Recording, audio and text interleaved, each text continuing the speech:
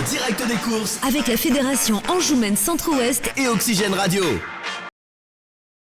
Allez, on se retrouve après l'arrivée de la 7e course Grand Prix des Mauges, prix suite au Bron, qui a été remporté par le numéro 9 Gamindem avec Sébastien Rocher pour l'entraînement de Sylvain Marmion. Voilà le gagnant de cette course. La deuxième place revient au numéro 5 Altesse Major, qui a très bien terminé tout à l'extérieur.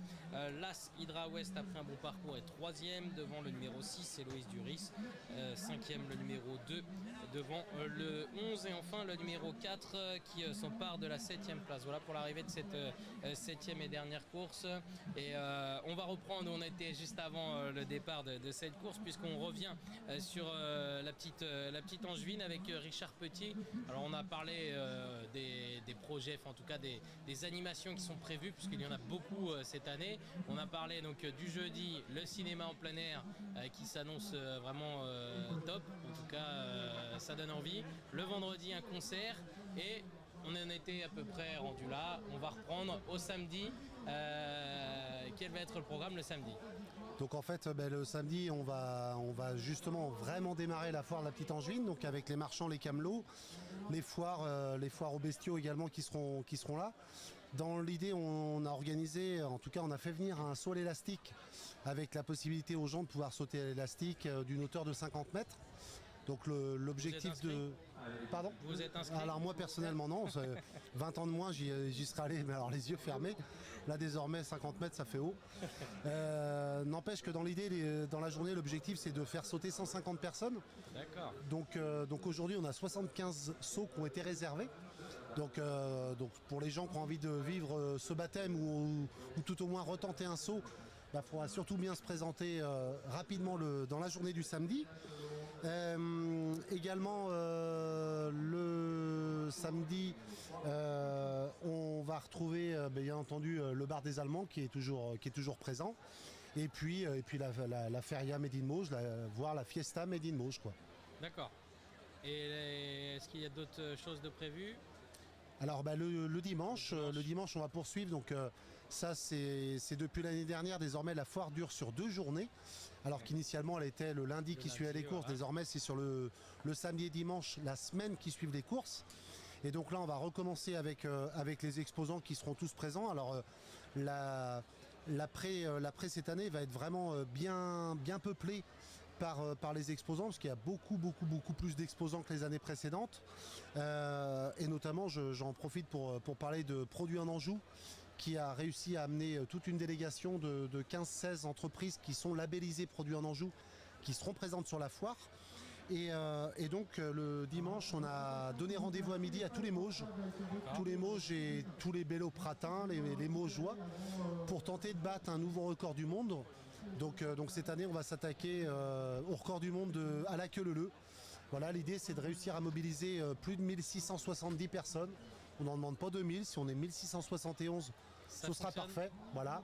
On a un huissier qui sera présent à 13h pour pouvoir authentifier le record. Et donc l'objectif c'est de pouvoir être devant cette ligne d'arrivée qui nous aura gâtés pendant 2 semaines à suivre de ces courses hippiques. C'est de pouvoir battre la célèbre chanson de Zébu à la queue leu, avec un lot pour chaque participant et bien entendu la société des courses qui va offrir l'apéritif à tous les participants. Ils étaient au courant. Au niveau de la... Ils étaient au courant, ouais. Non, je ne les prends pas à défaut, ils sont au courant. Ils vont offrir l'apéritif, il n'y a pas de souci. Donc voilà, ce sera la grosse animation. Donc l'année dernière, le record du monde de la plus grande planche apéro avait été battu, avec une longueur de 100 mètres 58, je crois. Et donc voilà, l'idée c'est de battre un nouveau record du monde cette année. D'accord, ok, c'est bien noté pour toutes ces animations. Merci pour la présentation. Ça s'annonce chargé. Alors ça s'annonce chargé, mais dans l'idée c'est un échantillon de l'année prochaine, parce que si ça avait été renommé les férias, c'est pour pouvoir être en mesure d'offrir une fête locale et territoriale pendant le plus longtemps possible. Et l'objectif 2024, ce sera de pouvoir proposer des animations entre le dimanche soir des courses et le dimanche soir de la foire, donc pouvoir offrir des festivités tout au long de la semaine entre ces deux fêtes, sur l'après des courses. D'accord, donc ça s'annonce palpitant le programme l'année prochaine. Exactement. Là, c'est le hit d'échauffement. Là, c'est l'échauffement cette année, l'année prochaine, encore plus intense. Encore plus fort. Super. Et ben merci Richard Petit de nous avoir présenté cette petite angevine. On va enchaîner puisqu'on a le gagnant avec nous, Sébastien Rocher qui vient de remporter cette course avec Gamindem et puis le président qui aura le mot de la fin, qui nous donnera le mot de la fin. Félicitations Sébastien pour cette victoire. On vous a, rapprochez-vous un petit peu, on vous a senti assez confiant avec Gamindem. Vous n'avez pas hésité à prendre le train à votre compte et il s'impose vraiment certainement plus facilement que ne l'indique l'écart à l'arrivée. Ouais, tout à fait. Je l'ai découvert le week-end dernier à Chinon. Il m'avait fait la faute à l'entrée ligne droite, sinon j'aurais été 1 ou 2. Donc là, je le connaissais mieux. L'entraîneur m'a donné les consignes d'aller devant, de ne pas hésiter à aller devant. Il est mieux, il est dur, donc il est mieux quand il est devant. Surtout ici, on est bien devant. Surtout ici, oui, on sait que la ligne droite, voilà, elle n'est pas très longue, on ne peut pas revenir. Donc ce que j'ai pu faire, voilà, assez facilement, une fois qu'il était devant, il est reparti sous les attaques. À mi-ligne droite, j'ai eu peur parce c'est un cheval qu'on ne peut pas trop lâcher pour lutter. Donc c'est pour ça que je tirais toujours sur mes rênes, mais il a été au bout, donc c'est parfait. 19e victoire pour vous. C'est ça. Est-ce que vous pouvez vous présenter Ouais, tout à fait. Donc moi, je travaille donc dans une collectivité. Je suis chargé de projet en voirie et réseau à la commune de Severn en Anjou-Bleu, dans le Maine-et-Loire. Et je suis dans les chevaux depuis tout petit puisque mon père était entraîneur. Donc je suis baigné dedans voilà, depuis mon plus jeune âge. Donc on fréquente les hippodromes tous les week-ends et donc j'ai ma licence d'amateur depuis une dizaine d'années. Et pourquoi ne pas avoir décidé de faire le métier? C'était la grande question. Voilà, j'hésitais à une certaine époque et puis j'ai choisi de garder la partie amateur et puis de faire ma vie professionnelle dans un autre domaine. Et donc les chevaux, c'est juste une passion, c'est pour le plaisir maintenant. Les chevaux, c'est juste un plaisir, mais qui remplit beaucoup de temps et c'est très bien comme ça. Comment ça se passe au niveau du temps? Est-ce que vous allez régulièrement trotter les chevaux J'ai pas trop le temps en ce moment entre le travail et j'ai des enfants bas âge, des situations qui me laissent pas trop de temps pour aller sortir des chevaux, mais là en ce moment je cours quasiment tous les dimanches, donc on perd pas trop la main. Ça va. Ouais, et dès que j'ai l'occasion, je vais sortir des chevaux. Ouais. Et donc vous allez où Ça peut être chez des entraîneurs à côté de chez moi, ou mon beau-frère Jérôme Dubreuil. D'accord, donc bien occupé. On a toujours un pied dedans. Oui.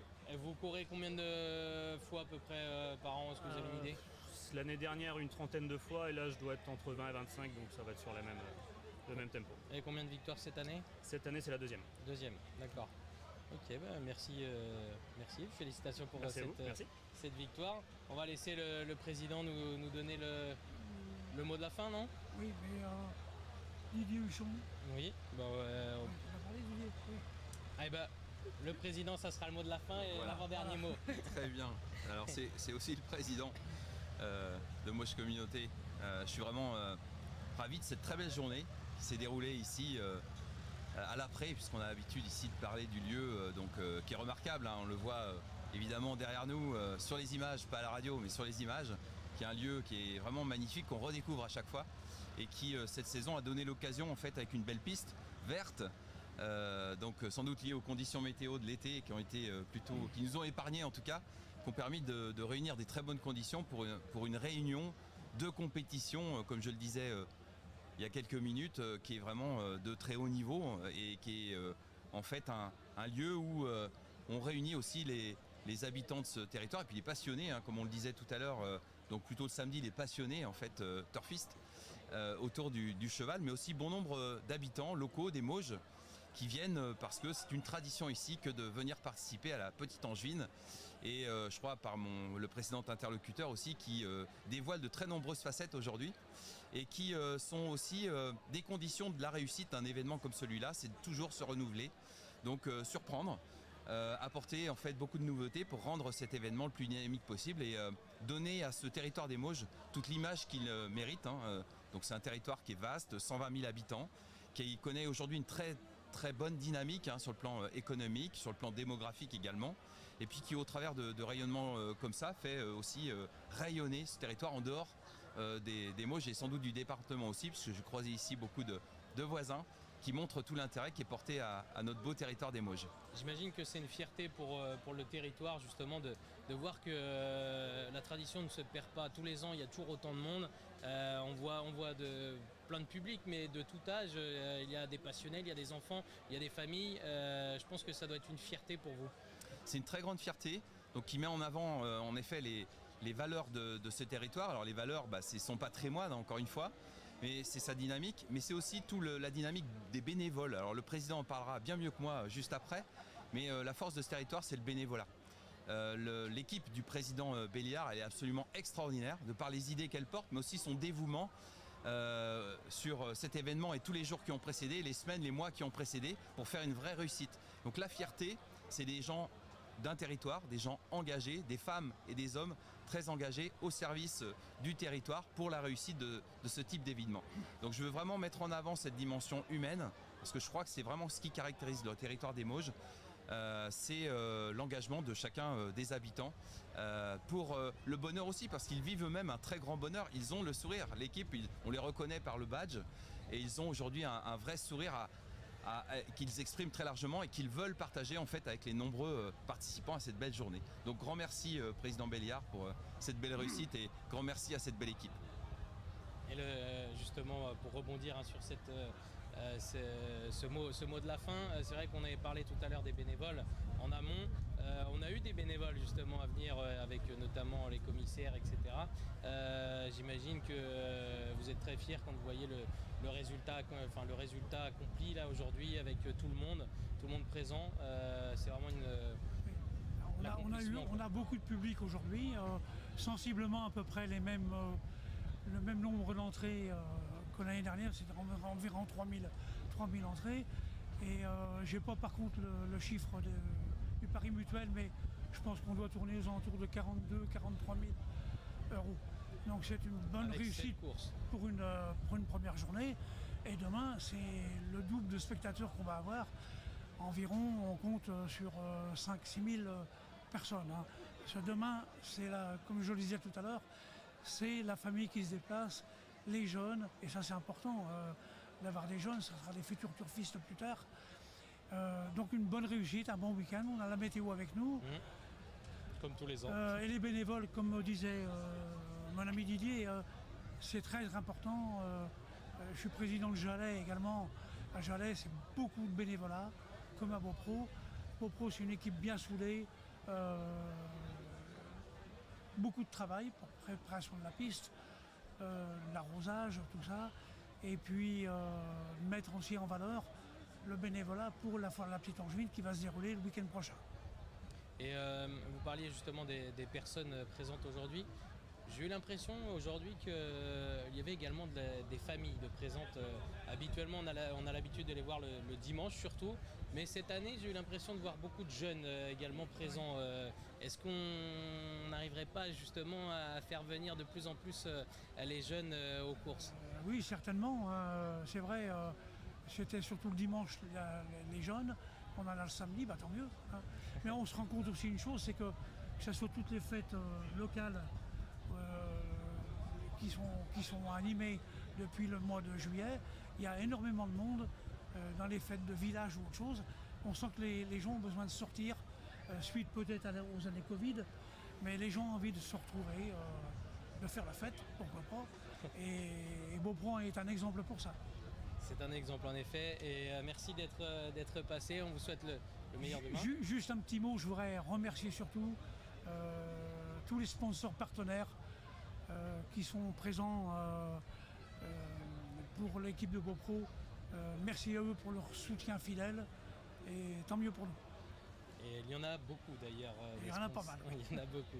Merci président, merci d'être passé. Ça sera le mot de la fin. On vous souhaite le meilleur pour demain, puisqu'on le sait, demain c'est le grand jour. Et puis merci à vous Anthony, merci à toute l'équipe aussi de Radio Oxygène. C'est sympa d'avoir un plateau, c'est bien. Bonne initiative, très bien. Merci, c'est gentil. Justement, on se retrouvera nous demain sur l'hipporome de la Chartre-sur-le-Loir. On continue notre petit tour des hipporomes de la fédération. Et puis bonne soirée à tous et puis à demain. Et bonne soirée messieurs, profitez bien sur l'hipporome de Beaupro. C'est la fête régulièrement. Allez, on se quitte et on se retrouve demain sur l'hipporome de la Chartre. À demain, ciao.